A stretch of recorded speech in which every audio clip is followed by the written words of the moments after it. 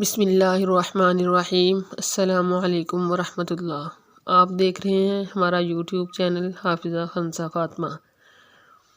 جامع الکلم ان احادیث مبارکہ کو کہا جاتا ہے جن میں الفاظ کم ہوں اور میننگ زیادہ ہوں، یعنی الفاظ کے اعتبار سے تو وہ مختصر ہو لیکن اس کے اندر مفہوم زیادہ پایا جاتا ہو۔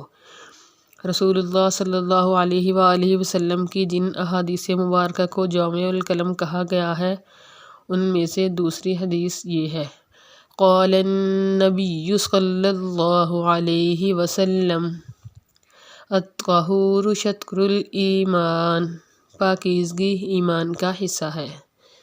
جزاکم اللہ خیراً۔